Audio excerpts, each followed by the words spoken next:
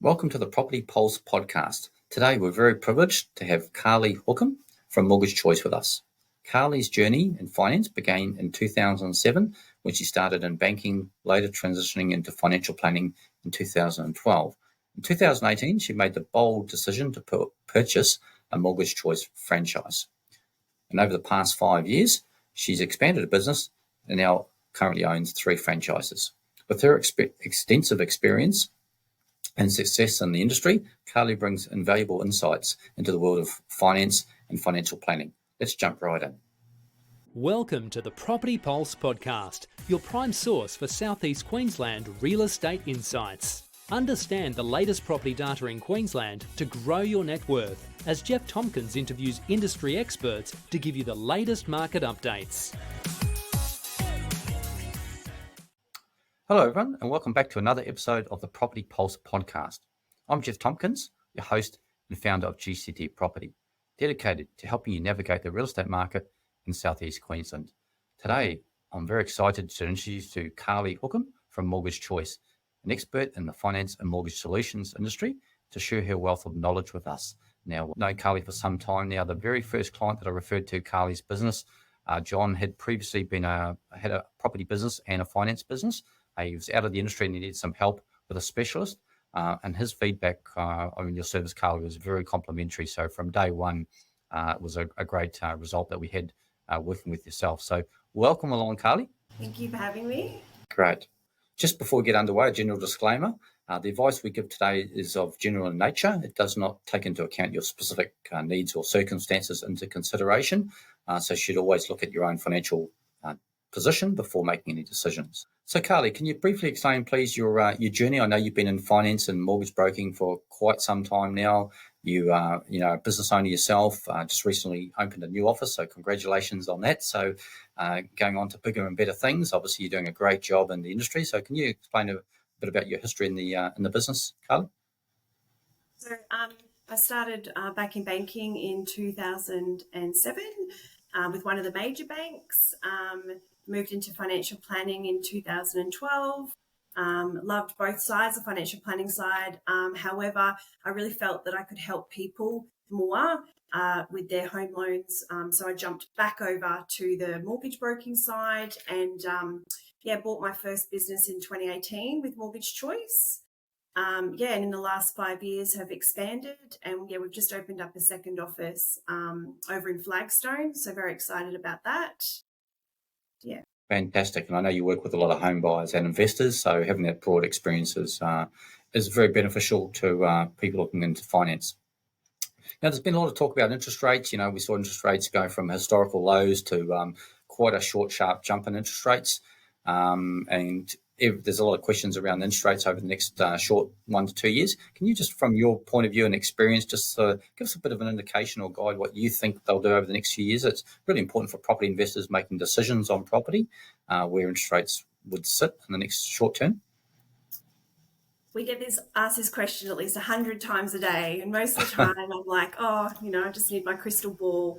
Look, I think, everyone's sort of talking about it. It's, hot on the press. So I think rates have sort of, they're high at the moment. They've sort of peaked where they're going to be.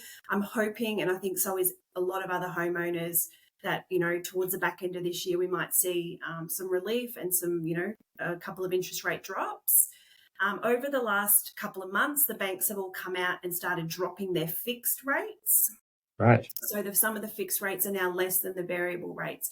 So normally what that tells us is that they think that the variable rates are going to start coming down at some point. Right, and I think that gives everyone a lot of confidence. And we talk about high interest rates now. My first property was interest rates were 20% many, many years ago, and property was still going up in value. So it's just one factor, but I think it's a holding cost for investors is quite relevant. Yeah. So I know servicing a loan is very challenging now, and we speak to a lot of clients, and everyone's borrowing capacity has been reduced with these buffers and interest rate rates. Can you explain how these buffer rates would? Is there any good news and insight for the banks reducing those buffer rates, or any ways we can help overcome that, or with different lenders or policies? Yep. So under the banks, obviously responsible lending, they have to make sure that, a borrower can not only afford the home loan at the rates now.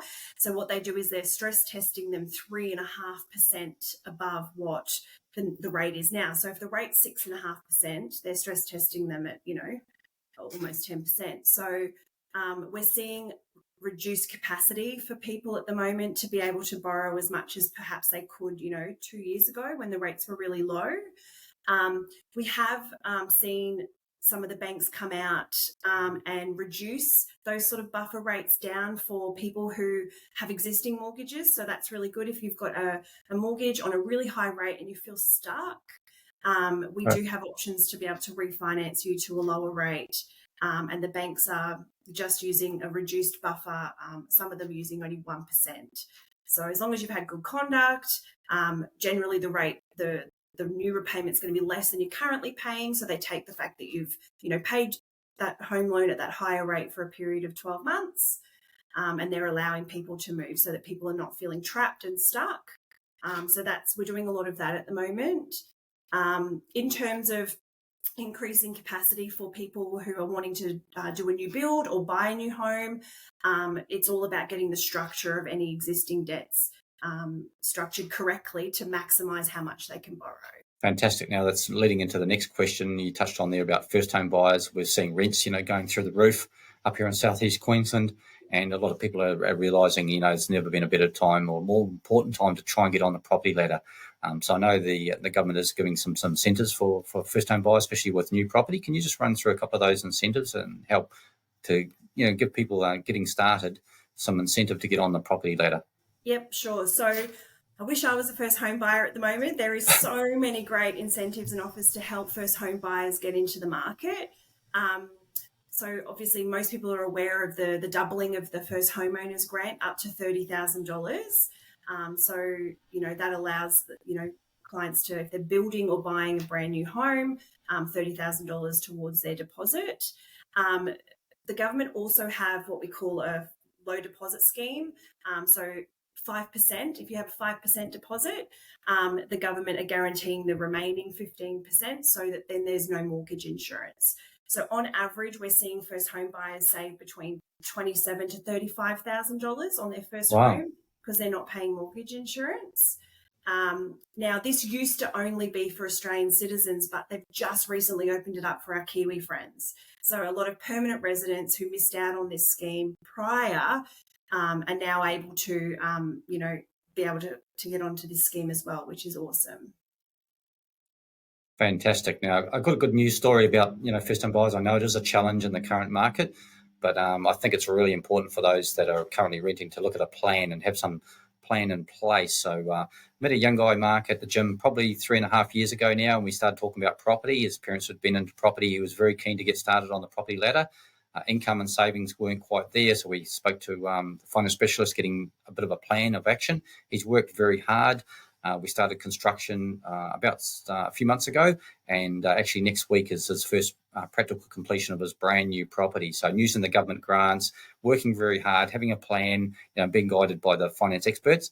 And now his dream has become a reality. He's actually going to move into his first brand new home using those government grants. Will be within the next sort of 6 to 8 weeks, which is a fantastic result, Carly, of hard work, dedication, and having a plan, not giving up on the dream of home ownership. So that would be a story that I'd use for anyone inspiring to look to get on the property ladder. Have a chat to Carly and see where you currently are and how Carly can give you that plan to get on the property ladder, whether it's now or sometime in the future. Touching on that, first home buyers, I know it's a challenge, and getting a deposit is probably one of the biggest hurdles for first home buyers.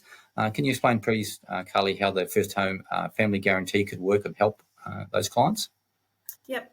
So a lot of first home buyers don't necessarily have the deposit that they need to buy their first home. So what we can do, we can look at an option if parents have a property that they own outright, or even with a small mortgage against that property, we're able to use that property instead of having a deposit for a home. So essentially what that means is they could borrow up to 100% of the purchase price, plus the costs to buy that property as well can be added in as well. Obviously, the borrowers, the people buying the home, have to be able to service that whole loan themselves. But that is one way that parents are able to assist their children to get into the market without having that, deposit. Fantastic. Now, I believe it's changed from just parents to siblings. Is that correct now, Carly? Yeah, that's correct. So generally it's mum and dad that offer the guarantee, but we've got banks that will do siblings, we'll do aunts and uncles, and we'll even do grandparents in some instances as well. So yeah, it's opened up a lot more than just, parents. That's fantastic. It's good to see the government and the banks sort of working together, because I think, this rental crisis is pretty severe. So it's good to see some incentives out there from the industry to help people get on the property ladder. So we're talking about investors now. So for an investor, for financing, for tax purposes, how important is it to set up the loan correctly from day one, Carly? So it's really important to get the right structure set up for people who are wanting to invest. A couple of reasons. It can be for asset protection reasons. It can be for taxation minimisation reasons. It can also, having the loan structured correctly can also maximise the amount that they can borrow. So if they want to then buy another investment property or build another investment property, we've got the structure in place already to allow them to maximise how much they can borrow in the future. A lot of the strategy revolves around trying to minimise the interest paid on their own home and pay off their own home as soon as possible. So having the structure set up correctly is absolutely critical to making sure that, that the plan that they've got in place is working properly. Fantastic. And I know you do a lot of refinances for people with home loans looking to get into the investment space, and setting up those loans correctly, as well as understand for tax purposes, it's really important that it's set up from day one as an investor loan. So, that's the importance of speaking to yourself before they, move or make a decision on an investment property. So thank you for clarifying that. Now, I'm seeing a lot of inquiries from clients looking to buy properties within their self-managed super funds, and I understand the borrowing is very different. We've been doing that for a long time. So can you just briefly explain some of the top points of how a loan in a self-managed super fund would differentiate between a loan outside of a trust or a super fund? Yep, so we're getting a lot more inquiry now for people wanting to buy inside their self-managed super fund, as the borrowing capacities outside are depleting really quickly. People are still wanting to invest and buy properties. So through a self-managed super fund can be a great way to do that. Not all brokers or banks offer self-managed super fund lending. So if you do want to buy a self-managed super fund, it's really important that you do find a broker or a bank that will allow you to do that. Generally, the banks want you to put in a slightly bigger deposit. So normally the deposit can be anywhere from 20 to 40%, but those funds are generally already held in your super fund. So normally there's no out-of-pocket, expenses for that. And the rate is normally just slightly higher than a standard investment loan. However, the banks look at it and see if the rent covers the mortgage payment, and also what your super that you're getting paid from your job into your super fund. As long as that is enough to cover the loan repayments, they don't generally look at your financial situation outside. Thank you for clarifying. I think it's a really important point. As you mentioned, we're seeing a lot more inquiries from people looking to buy their properties in super, and I think the first thing they should do is speak to someone like yourself to understand the borrowing, how that all works, what they can afford before they actually look at the property itself. So thank you very much, Carly, for attending today and helping us share that knowledge. You've been very insightful, and I think there's a lot of gold nuggets in your information that you provided to really help home buyers and investors into the market. Yeah, no worries. Thank you for having me, Geoff. Thank you very much for joining us today. If you've enjoyed this podcast, please share this episode. We'd love you to leave us a review, as it really helps others looking for information on property and finance, etc., benefit from the podcast and the content we share. Remember to hit the subscribe button to keep up to date with the latest episodes. And if you'd like to make contact with Carly or myself, our details will be in the show notes. See you next time. Thanks.